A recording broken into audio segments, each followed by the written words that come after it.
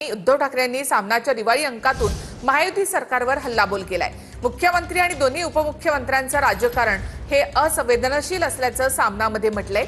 तसंच कबूतरखाना नुकसान भरपाईवरून देखील ठाकरेंनी सरकारवर प्रहार केलाय।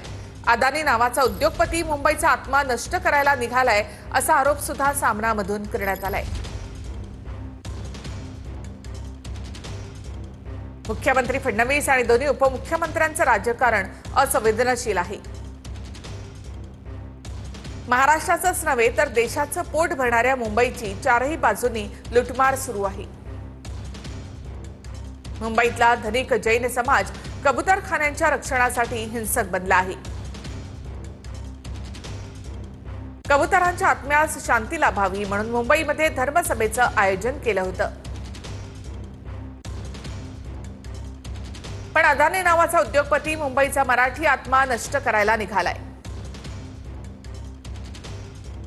त्या विरोधामध्ये कोणतीही धर्मसभा आवाज उठवत नाही। मुंबई महाराष्ट्रामध्ये यावी म्हणून 106 मराठी जनांचं बलिदान झालं, पण धर्मसभा कबुतरांच्या आत्मशांतीसाठी भरली आहे। रोहित पवारांनी पत्रकार परिषदेमध्ये डोनाल्ड ट्रम्प यांचं आधार कार्ड दाखवलेलं आहे। डोनाल्ड ट्रम्पांप्रमाणे नको त्या अनेक लोकांनी आधार कार्ड काढलं असेल असा आरोप यावेळी रोहित पवारांनी केलाय। विधानसभा निवडणुकीनंतर देखील मतदार मोठ्या प्रमाणामध्ये वाढले कसे असा सवाल रोहित पवारांनी केलाय। आता ट्रम्प तात्या झाले आहेत आमचे मतदार राशींचे। आता मी आधार कार्ड त्यांचं झाले, मतदार झालेले आहेत, कदाचित हे उभा सुद्धा राहू शकतात। घराचा खोटा नंबर, मेलचं फिमेल केलं, बंगला कुठलाही टाकला, कुठेही क्रॉस व्हेरिफिकेशन नाही, आधार कार्ड नंबर सुद्धा डुप्लिकेट तिथं झालेला आपण सगळ्यांनी बघितला। फक्त हे बघितलं जातं ना, अधिकारी डोळे झाक पद्धतीने अशा पद्धतीने मतदान तिथं करून घेतात। विधानसभा इलेक्शन नंतर सुद्धा मोठ्या प्रमाणात मतदार वाढले आहेत आणि ते अशाच पद्धतीने तात्या डोनाल्ड तात्या जसं इथं एक सिटीजन झाले, त्यांनी आधार कार्ड काढलं, तसं अशा अनेक नको त्या लोकांचं सुद्धा आधार कार्ड काढलं गेलं असेल, त्यांचं वोटर आयडी रजिस्ट्रेशन तिथं झालं असेल, आमचं BLOच्या मदतीने असं आमचं स्पष्ट मत आहे। संजय राऊत यांची काँग्रेस पक्ष शिष्टेंकडे सपकाळ यांच्या संदर्भात तक्रार असल्याची सूत्रांची माहिती आहे। राऊतांनी काँग्रेस प्रदेशाध्यक्ष सपकाळ यांची पत्रामधून तक्रार केल्याची माहिती सूत्रांकडून मिळते। हर्षवर्धन सपकाळ यांचा मनसेला महाविकास आघाडीमध्ये घेण्यासाठी विरोध होता असं संजय राऊत यांनी म्हटलेलं आहे। तसंच काँग्रेस श्रेष्ठी पूर्णपणे काँग्रेस प्रदेशाध्यक्ष हर्षवर्धन सपकाळ यांच्या पाठीशी असल्याची देखील माहिती मिळते।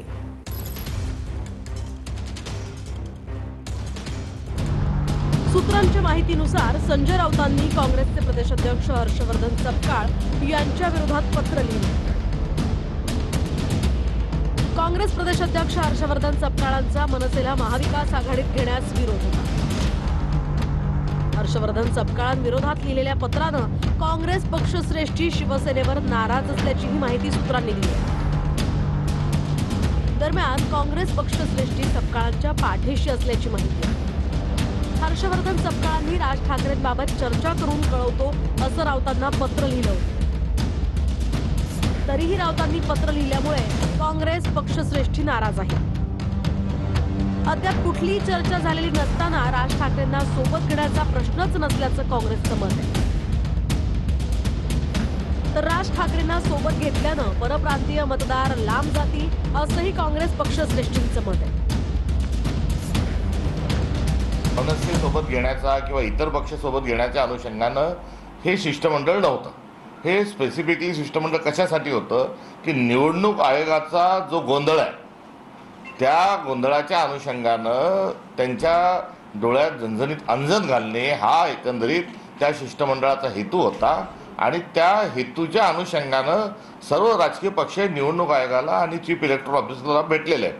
त्यामुळे यात आघाडीचा युतीचा असा कुठल्याही प्रकारची चर्चाच त्या ठिकाणी शक्य नसल्यामुळे ह्या सगळ्या चर्चा ज्या आहेत त्या अनावश्यक आहे असं वाटतं। राजसाहेब अशा लोकांसोबत राहू शकत नाही, राहिले तरी यांना ते वटणीवर आणतील। राजसाहेबांनी कधीच आपल्या भूमिकेवर कॉम्प्रोमाइज केलं नाही, त्यामुळे मला असं वाटतं आपण वाट बघू, काळ त्याचं उत्तर आहे। ही बातमी कुठून येते किंवा आली आहे मला माहित नाही।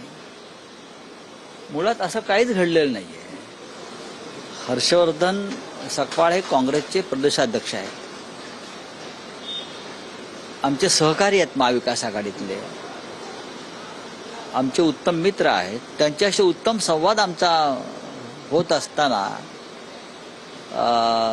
त्यांच्या केंद्रातल्या लोकांशी एखाद्या विषयावर बोलण्याचा प्रश्न येत नाही. नक्कीच त्यांच्या पक्षाची एक भूमिका आहे की महाविकास आघाडीचा किंवा इंडिया ब्लॉकच्या बाहेरचा एखादा पक्ष त्याच्याबरोबर एखाद्या शिष्टमंडळात जायचं असेल तर त्यांना नक्कीच केंद्राची त्यांच्या हायकमांडला विचारावं लागतं.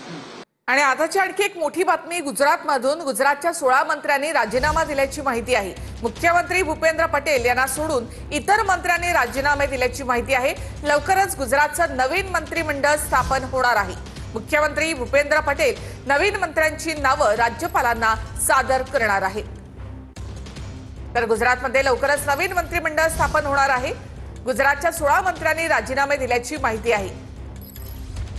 मुख्यमंत्री भूपेंद्र पटेल वगळून इतर मंत्र्यांचे राजीनामे झालेत. लवकरच गुजरातचं नवीन मंत्रिमंडळ स्थापन होणार आहे. ठाण्यामध्ये भाजप आणि शिंदेच्या पदाधिकाऱ्यांचा स्वबळाचा नारा. ठाण्यामध्ये नाईकांवरून भाजप शिंदेच्या शिवसेनेमध्ये वाद झालाय. ठाण्यामध्ये सेनेच्या बैठकीमध्ये एकला चलो रेचा नारा घुमलेला आहे, अशी माहिती सूत्रांकडून मिळते. ठाण्यात महायुती लढणार की भाजप आणि शिंदेची शिवसेना वेगवेगळी लढणार यावर अजूनही स्पष्टता नाहीये. ठाण्यात बुधवारी शिंदेच्या शिवसेनेची आणि गुरुवारी भाजपची बैठक झाली. शिवसेनेच्या बैठकीत आणि भाजपच्या बैठकीत पदाधिकाऱ्यांनी स्वबळावर लढण्याचा आग्रह केलाय. आता बघूया दोन्ही बैठकांमध्ये काय झालंय. सेनेच्या बैठकीत पदाधिकाऱ्यांकडून ठाणे पालिका निवडणुका स्वबळावर लढण्याचा आग्रह करण्यात आला. शिवसेनेच्या बैठकीत भाजपबाबत नाराजीचा सूर उमटला. ठाण्यात भाजपचाच महापौर होणार या भाजप आमदार संजय केळकर यांच्या वक्तव्यावरही नाराजी व्यक्त करण्यात आली. विकास कामांमध्ये भाजपचे काही पदाधिकारी अडथळे आणत असल्याची तक्रार करण्यात आली. गणेश नाईक घेत असलेल्या जनता दरबारावरही कार्यकर्त्यांनी नाराजी व्यक्त केली. गणेश नाईकांवर मंत्री उदय सामंत यांनी नाव न घेता टीका केली आहे. काही लोकांनी भानावर येऊन आपलं पद, आपलं मंत्रीपद, आपलं पद हे शिंदे साहेबांच्या उंचीचं आहे का की देवेंद्रजींच्या उंचीचं आहे की अजितदादांच्या उंचीचं आहे, हे स्वतःचं आत्मपरीक्षण आणि आत्मचिंतन केलं पाहिजे. उंची बिंची योग्य वेळेला आम्ही त्याला काय उत्तर द्यायचं ते निश्चितपणे देऊ.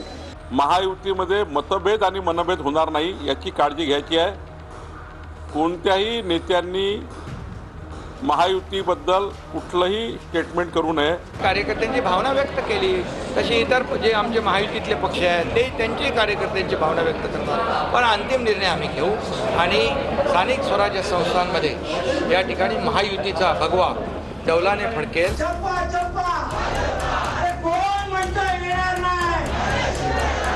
भाजपच्या बैठकीत अबकी बार 70 पारचा नारा देण्यात आला. महापौर भाजपचाच होणार असाही नारा देण्यात आला. आमदार संजय केळकर, आमदार निरंजन डावखरे, शहर अध्यक्ष संदीप लेले यांच्या बैठकीत स्वबळाचा सूर होता. यावेळी चप्पा चप्पा भाजपा अशी घोषणाबाजी कार्यकर्त्यांनी बैठकीत केली. आपापल्या प्रभागात तयारीला लागा असं सांगितल्याचं सूत्रांकडून कळतंय. महायुतीत एकत्र असलो तरी ही लढाई मैत्रीपूर्वक लढायची आहे असंही सांगितलं गेल्याचं सूत्रांकडून कळतंय. जवळपास आमच्याकडे आता 350च्या वर अर्ज, आम्ही त्याला काही फी लावलेली नाहीये किंवा त्याला उमेदवारी अर्ज असंही नाव दिलेलं नाही.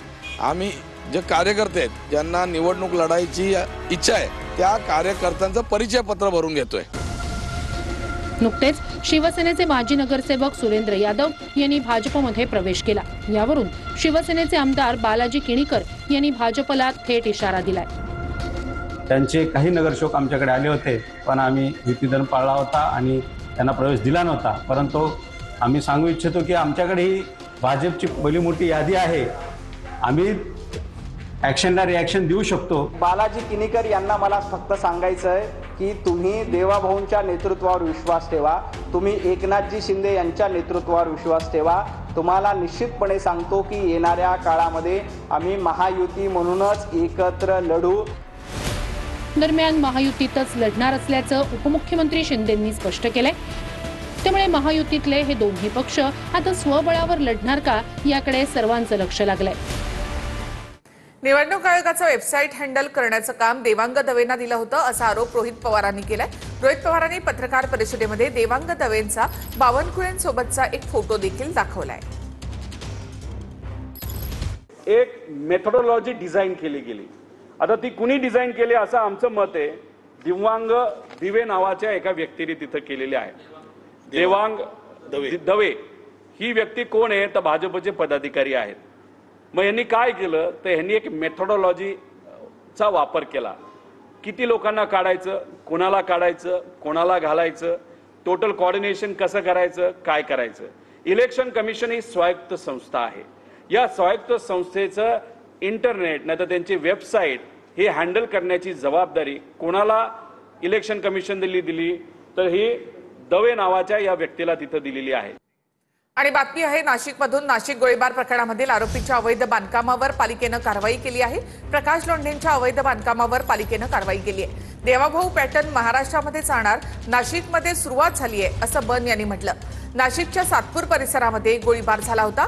पोलीस तपासामध्ये प्रकाश लोंढेंचा गोळीबार प्रकरणामध्ये सहभाग आढळून आला. महाराष्ट्रामध्ये जिथं जिथं गुंडगिरी असेल, जिथं जिथं अशा पद्धतीचं अनधिकृत अतिक्रमण असेल त्या ठिकाणी देवाभाऊंचा बुलडोझर निश्चितपणे चालणार आहे. सर्वसामान्य नागरिकांना त्रास देईल त्याच्यावर देवाभाऊंचा बुलडोझर चालल्याशिवाय राहणार नाही. हा पॅटर्न देवाभाऊंचा पॅटर्न आहे आणि देवाभाऊंच्या पॅटर्नमध्ये सर्वसामान्य नागरिकांचं संरक्षण आणि गुंडांचं निर्दालन झाल्याशिवाय राहणार नाही.